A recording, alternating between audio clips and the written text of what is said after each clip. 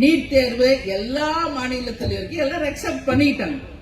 தமிழ்நாடு மட்டும்தான் அதை வைத்து அரசியல் செய்து கொண்டிருக்கு. நீட் எக்ஸாம் ஒழிக்க முடியாது.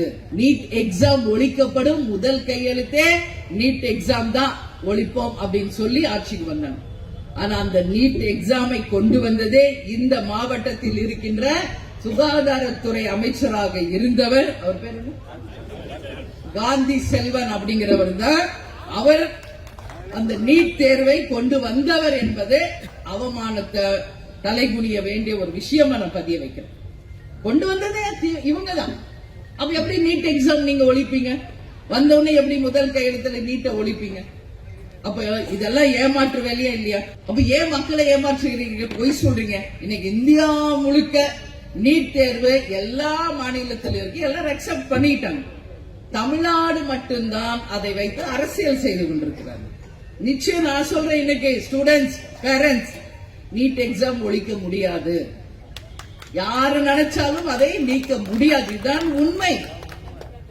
இவங்க வெறும் அரசியல் பண்ணும், இதை வச்சு ஓட்டு வங்கியை வாங்கணும்னு சொல்லி ஏமாத்தி பொய் வாக்குறுதியை சொல்றாங்க.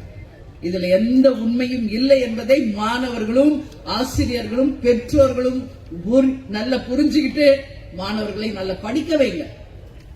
இன்னைக்கு படிக்க வச்சு அவங்களை கொண்டு வந்தா இந்தியாவிலேயே புத்திசாலியான மாணவர்கள் நம்ம தமிழ்நாட்டில் தான் நம்பர் 1 இடத்துக்கு வருவாங்க. அதுல எந்த மாற்று கருத்துமே கிடையாது.